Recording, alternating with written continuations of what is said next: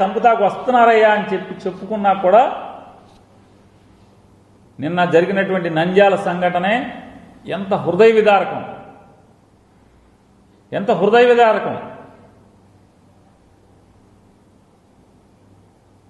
DGP గారు, పాత DGP గారు, ఒక పాత ఐజీ గారి చేతిలో వ్యవస్థ నడుస్తున్న పరిస్థితులు.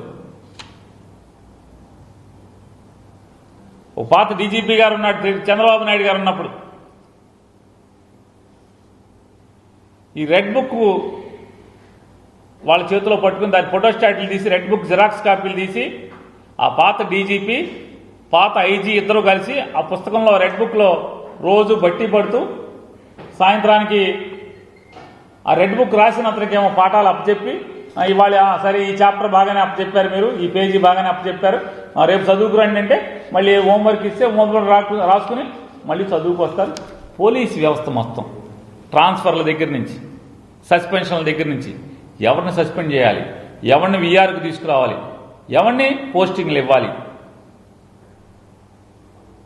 ఎమ్మెల్యేకి సంబంధం లేదు, ఎస్పీకి సంబంధం లేదు, డీఐజీకి సంబంధం లేదు, మినిస్టర్లకు సంబంధం లేదు, హోమ్ మినిస్టర్కి సంబంధం లేదు. ఒక రిటైర్డ్ డీజీపీ, ఒక రిటైర్డ్ ఐజీ,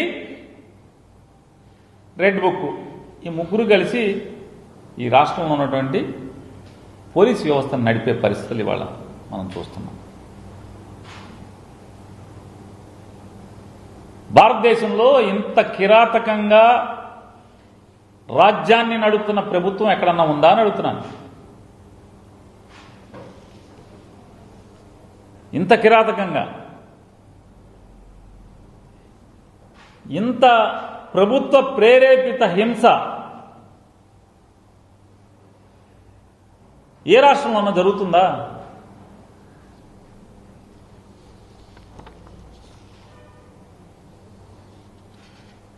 మరి దీన్ని ఏమంటారు? రాజ్యహింస కాకేమంటారు?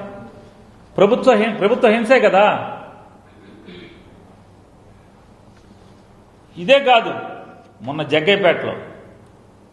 జగ్గైపేటలో కూడా అత్యంత కిరాతకంగా చూడండి ఒకసారి. జగ్గైపేటలో శ్రీనివాస్, గింజుపల్లి శ్రీనివాస్, రామకృష్ణ, గోపి, ఈ ముగ్గురిని ఎంత కిరాతకంగా కొడుతున్నారో. ఆ పరిసరాల్లో పోలీసు ఉండి కూడా ఎవరు ఆపే పరిస్థితి లేదు.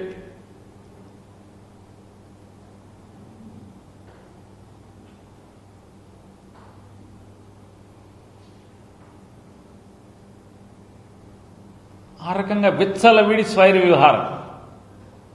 ఇది మణిపూరా, ఆంధ్రప్రదేశ్ రాష్ట్రమా? అర్థం కాని పరిస్థితి. మనకి ఏమన్నా మణిపూర్లో వీడియోలా? ఈ మధ్య గతంలో మణిపూర్ హింస జరిగినప్పుడు అవి మణిపూర్లో వీడియోలా, ఆంధ్రప్రదేశ్ వీడియోలా అంటే ఆంధ్రప్రదేశ్ వీడియోలే. ఢిల్లీకుని చూసుకునే పరిస్థితి.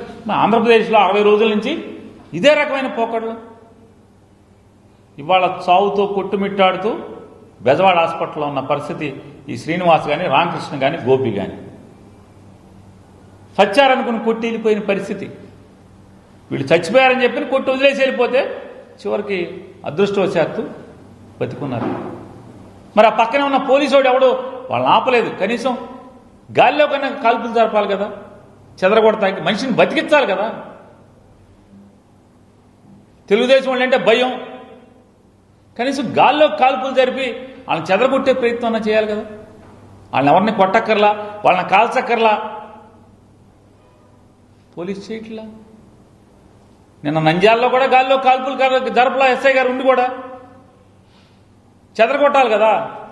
కళ్ళ ముందే చంపుతుంటారు, మనిషిని చంపుతుంటే ఆపక్కర్లా. కనీసం చెల్లాదెద్దు చేసి ప్రాణం పోయాలి కదా, ప్రాణం నిలబెట్టాలి కదా.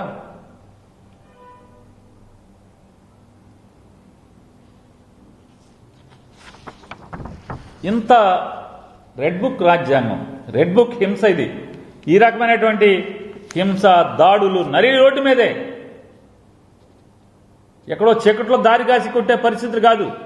నడి రోడ్డు మీదే పట్టపగలు లేదు, పట్టపగలు లాంటి లైట్లు ఉన్న వెలుతురులో కానీ ఎక్కడ జంకు బొంకు లేనటువంటి. మరి పోలీసు చేష్టలకి చూస్తుంటే మరి రౌడీ రాజ్యం కాక రౌడీలు పెట్రోగిపోక ఏముంటుంది?